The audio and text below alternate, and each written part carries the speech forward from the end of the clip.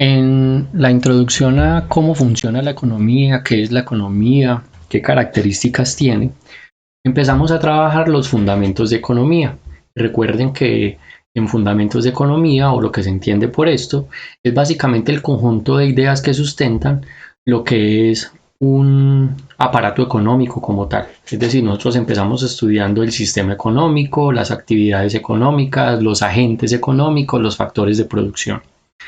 En relación a eso, es necesario entonces que tengamos en cuenta que cuando nosotros hablamos de economía, estamos hablando también de un conjunto de actividades a través de las cuales el ser humano se va desarrollando paulatinamente en relación con el medio en el que vive. Es decir, que la economía no solamente sería el conjunto de la producción de bienes y servicios, sino también las cosas o las condiciones que resultan, las situaciones que resultan de esa producción de bienes y servicios. Por ello, cuando arrancamos trabajando el sistema económico, es necesario que recordemos que estamos estudiando el conjunto de agentes que participan en la economía de un país, junto con las actividades que desarrollan, además de las interrelaciones que se presentan entre ellos. Luego, hablar de economía implica tener en cuenta que hay un elemento que hace que los seres humanos tengan que tomar decisiones económicas o de carácter económico. Ese factor es la escasez de recursos. La escasez es la falta de algo, ¿cierto? Y en términos económicos, la escasez lo que nos refleja a nosotros, lo que nos hace pensar, es la imposibilidad de tener todos los bienes y servicios que uno quiere. ¿Por qué? Porque las cosas que nosotros queremos tener tienen de antemano un presupuesto con el que tenemos que pagarlas. Entonces, esos recursos, ¿sí?, dependen de algo que nosotros debemos producir, debemos generar. Y eso implica entonces que nosotros tengamos que tomar decisiones. La manera como tomamos las decisiones frente a la escasez se llama la conducta racional. ¿Qué es una conducta racional? Es la acción más apropiada que una persona puede realizar para alcanzar sus objetivos de acuerdo con sus limitaciones y sus capacidades. Es decir, cuando se toman decisiones, los seres humanos actúan de manera racional, de manera pensada, de manera intencional, con un fundamento. Por más irracional o sentimental que parezca una decisión, en últimas estamos actuando con relación a algo que queremos alcanzar, un fin que queremos alcanzar, de acuerdo con desde una limitación y desde una capacidad que uno tiene.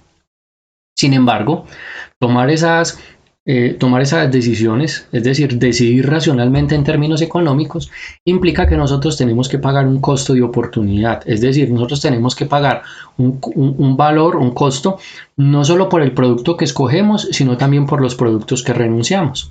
De esta manera, el costo de oportunidad es el valor más alto al que se debe renunciar cuando se cuenta con varias alternativas y se decide por una sola. Así, el uso de todos los recursos siempre tiene un costo de oportunidad. De lo que se trata es de que el costo de oportunidad no sea muy alto con relación a las cosas que uno está procurando conseguir. Muy bien. Ahora, dentro de todo este sistema económico, lo que hacen los agentes se llaman actividades económicas. Como ustedes lo ven acá en la gráfica, salir de compras, por ejemplo, para adquirir un bolso o unos zapatos, no es simplemente una decisión que obedece con el estilo o el bienestar personal, sino también con la satisfacción de necesidades. Pero detrás de este proceso están también las personas que han hecho posible esos productos, quienes han fabricado las materias primas, los materiales, etc. Es decir, las actividades económicas tienen dentro de sí todo un proceso a través del cual se generan bienes y servicios que satisfacen las necesidades de los individuos. ¿Qué implica esto? Implica que hay que entender que esas actividades de consumo, por ejemplo, como la compra de estos bienes, en este caso un bolso o unos zapatos, no son solamente la utilización de bienes y servicios dentro del sistema económico para satisfacer una necesidad de un individuo, sino que es también un elemento que forma parte de algo que se llama la cadena de producción. ¿Qué quiere decir esto? Que comprar un bien o servicio es formar parte de toda una cadena de producción, de un conjunto de elementos que están organizados para que el bien que yo recibo, ¿cierto? El bien que llega a mis manos para satisfacer mi necesidad, mi interés o deseo, ¿cierto? Se desarrolle escalonadamente o procesualmente. ¿A partir de dónde arrancan esta producción de bienes? El primero es la inversión. La inversión es la compra de bienes de capital por parte de empresas con el fin de aumentar su capital productivo. Además, la inversión es también la acumulación de inventarios. ¿Qué quiere decir eso? Que la inversión es el dinero que gasta, por ejemplo, un empresario en este caso, para adquirir una empresa, para adquirir para adquirir un bien, un producto, ¿cierto? Más los productos que ha ido acumulando. A eso se le va a dar el nombre de inversión. Otro elemento que nosotros mencionamos es la acumulación de inventarios. Acumulación de inventarios es simplemente el conjunto de remanentes de productos que quedan de un ciclo productivo que se pueden utilizar nuevamente, que se pueden adicionar en un ciclo productivo posterior. Es decir, el señor dice vamos a hacer 10 bolsos, de esos 10 bolsos le queda un remanente de materias primas para hacer otros 2 o 3 y en otro ciclo productivo utiliza ese remanente de 2 o 3 para unirlos a esa nueva producción. A eso se le llama acumulación de inventarios.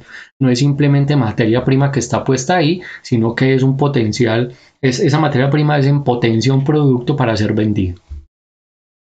Un siguiente elemento son los bienes de capital. Los bienes de capital son aquellos que no satisfacen directamente una necesidad humana, sino que se usan para transformar los insumos en el proceso productivo. ¿Qué es un bien de capital? Es, por ejemplo, una máquina, una herramienta de trabajo que yo utilizo para transformar una materia prima en un producto que luego va a ser comercializado, que va a ser vendido. Dentro de esta cadena productiva que tenemos acá, nosotros, por ejemplo, podemos ver los insumos, los elementos materiales con los que se hacen los productos. Los insumos son productos sin terminar que deben sufrir toda una transformación en el aparato productivo antes de llegar a ser vendido, antes de llegar a satisfacer una necesidad humana. Cualquier elemento que forma parte de esa cadena de producción se llama insumo, mientras es transformado para producir dentro de cualquiera de los sectores económicos, el primario, el secundario, el terciario, pues un bien producto que se va a vender. Recuerden que los sectores, en el caso colombiano, se denominan primario cuando básicamente se dedican a la transformación o a la explotación de los recursos naturales, por ejemplo, la agricultura, la ganadería, las industrias de minerales. El sector secundario es el conjunto de industrias, empresas que se utilizan para la transformación de esos insumos. Son, por ejemplo, la fabricación de químicos, cauchos, plásticos, zapatos, textiles, confecciones, etc. Y el sector terciario es el conjunto de actividades que son también el resultado de un proceso productivo, pero que no utilizan bienes tangibles, son más bien servicios intangibles, por ejemplo, la educación, el transporte, los servicios financieros. Dentro de todo este proceso de producción aparecen unos quienes, unas, digamos, personas entre comillas, que son los que hacen esa actividad económica. Nosotros hemos mencionado que los agentes económicos en primer lugar son la familia, los hogares, que son unidades sociales conformadas por personas que viven bajo un mismo techo, digámoslo así, de una manera muy genérica, y que se encargan de consumir y producir. Las empresas, que es el segundo, son las unidades que llevan a cabo esa producción económica y el gobierno, que es el conjunto de instituciones, políticas, leyes y prácticas a través de las cuales se gobierna. Pero junto con estos tres agentes económicos aparecen los bancos, que son aquellas entidades donde se depositan los dineros, donde se ahorra, donde se hacen créditos, y también un quinto agente económico son las empresas exógenas o externas o extranjeras que operan dentro del país de uno, pero no proceden de este país o no son propiedad del país. Para entender cómo interactúan los agentes económicos es necesario que entendamos que hay bienes de consumo y hay bienes de capital. Los bienes de consumo son aquellos que se utilizan, o mejor, que se destinan a la producción directa de la satisfacción de las necesidades humanas. Y los bienes de capital no satisfacen ninguna necesidad humana de manera directa, sino que un bien de capital se utiliza es para transformar un insumo dentro de un proceso productivo.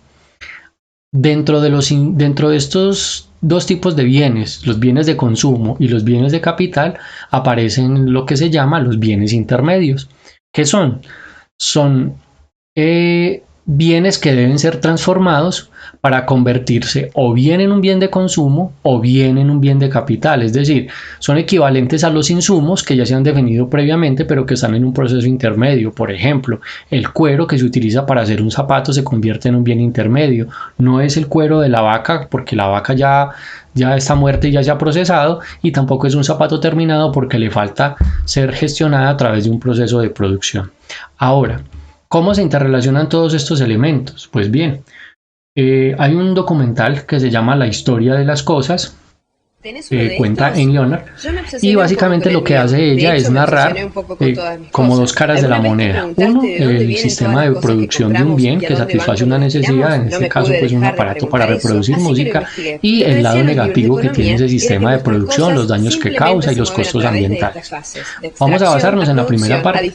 Un bien se hace a partir de la extracción, producción, distribución, consumo y descarte o reutilización.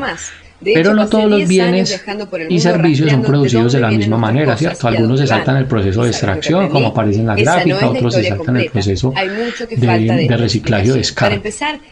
De esta manera, lo que hace todo este proceso es combinar factores de producción para realizar una actividad de producción dentro de un mismo sistema económico.